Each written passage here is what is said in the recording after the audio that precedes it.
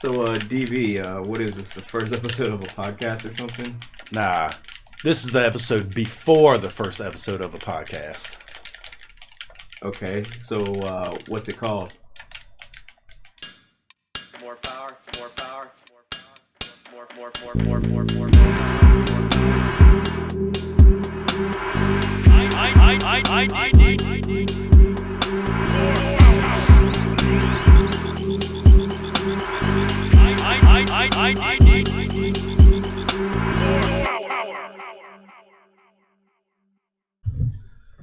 So welcome to episode 0 of the More Power podcast. I'm your host, Danbanna, and besides me here is my co-host, Will Tactix, our resident fighting game expert. Or so he put on his resume to try and get the job. Hey, I got the job, didn't I? Yeah, he did. But you're probably wondering who the hell we are, so I thought we'd ask each other a few questions, get a little familiar with the two of us. So I guess I'll go first. I'll give you a little softball question. Okay. What is your favorite video game and why? I'm gonna go with Saga Frontier on the PlayStation. Saga Frontier. Saga Frontier on the PlayStation. I hated that game. I know a lot of people didn't like that game, but it's a game that I know.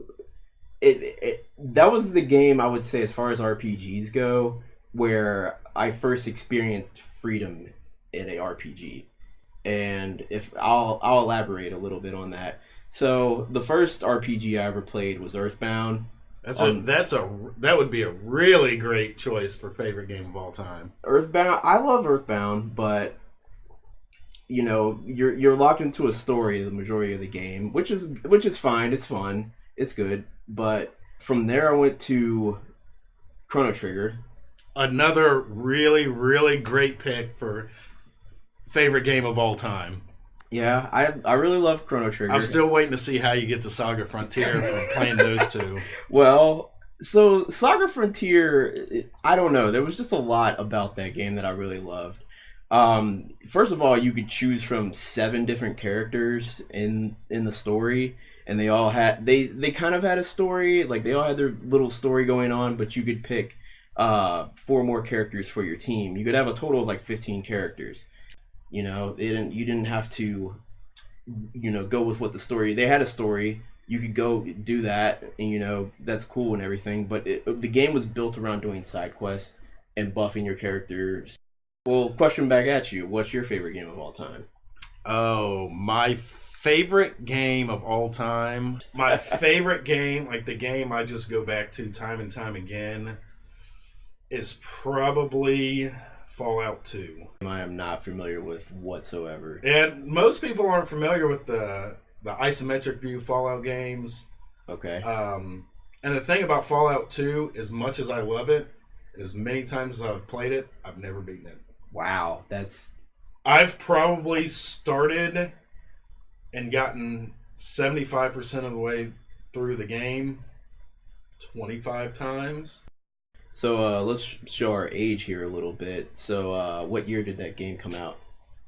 Oh, Fallout 2 came out in 1998. I was 15. It's funny, Saga Frontier came out in 98 as well. 98 was a great year for video games. It really was.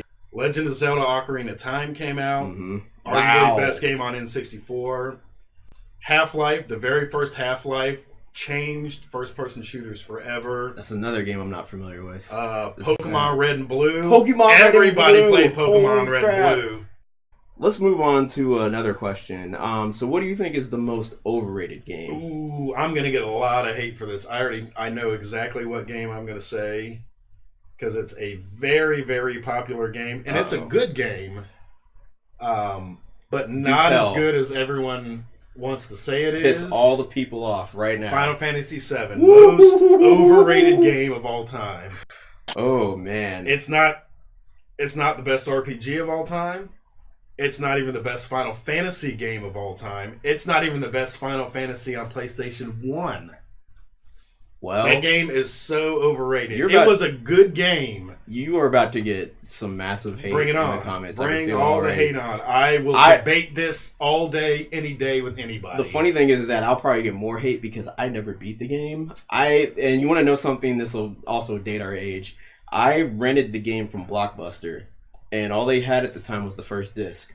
They didn't have the other 2 discs. That's a funny story because the first time I played it, my older brother worked at Hollywood Video. He worked there, so he could rent a PlayStation 1 and one game. Wow, I did forget that. You could rent systems back then. Yeah, back in the day. Crap. That's really showing our age.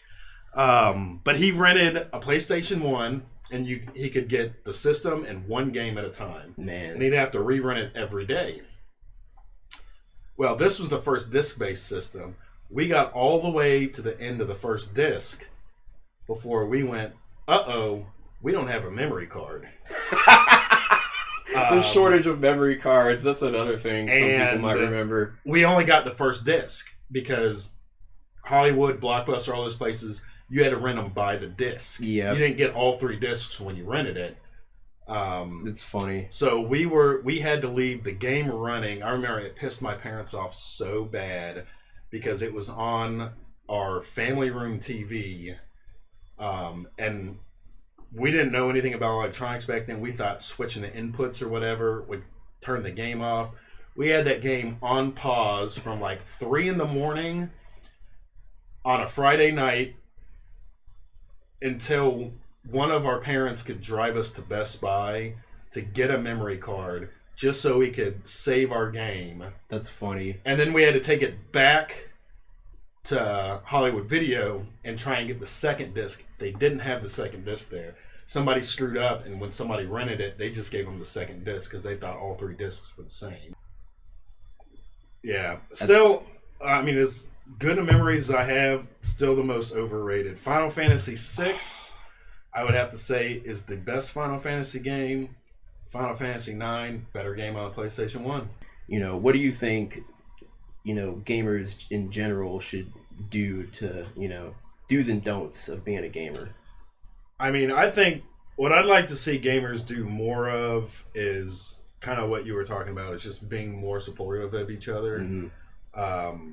The thing I hate seeing now is these, like, trolling, they want to be these Twitch edgelord kind of people, screaming in their microphones and acting like children and all that stuff when they're playing video games. Mm-hmm. And I mean, I get, like, to my point earlier, like, we grew up, co-op was face to face. It was, you went to the arcade and you put your quarter up there, you better be good, and if you don't, or if you get your ass kicked, you better shake that man's hand next to you. Or, hey, I got my ass kicked by plenty of little girls at the arcade. Yeah. Just being supportive of, something that we all love to do. It's hard to do. You got to grit your teeth and just, good game. Yeah, I mean, if it's hard to do. It's hard to do. If people were streaming, or if people were acting like how they stream back then, they'd get their ass kicked. Right. Because you're in a public place, you can't be throwing a fit, or nobody would play against you anymore. Mm-hmm. You wouldn't be able to play cooperative games anymore because you're acting like an asshole. Right. That's the thing I hate the most right now. So I don't know if it's something that I wish gamers... One thing I wish gamers did more of was support each other. One thing I wish gamers did less of is, trolling each other, being rage quitters, trying to do this edgelord crap where they're screaming in their microphone or, just trying to be as annoying as possible to the people that they're playing. I mean, we understand exactly what they're trying to do. They're trying to gain an audience and trying to get people... Well, the people that make money off of it, that's one thing. If you're, a big Twitch streamer and you're making thousands of dollars off the acting like that, that's one thing. But, like, nowadays, it's every time I get on to play, like, Overwatch or even now Red Dead, it's just people trying to be as annoying or as toxic as they can be. The toxic communities in video games right now almost ruins it for me at times. Yeah, it does ruin it for, people, just being introduced into a new game. It's a bad thing to do, trust me. Like, there's a huge streamer that I watch regularly who does Marvel vs. Capcom Infinite, and he's just so supportive. He wants to bring people into the community. That's good. He wants to teach people how to play the game. He wants to do all these things, and that's what you have to do now. You have to bring in the people who may show like a little slight of interest, because before you know it, they could be the next top player. That's true. It also depends on the kind of game. Like, it sounds like the fighting game community is a lot more supportive. I've been a long time player of World of Warcraft. Mm-hmm. But F5.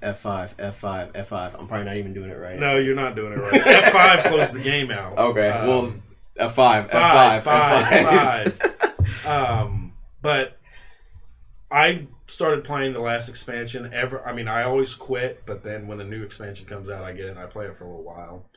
And what got me to quit this time was I usually play a tank character, and I hadn't played in probably about a year.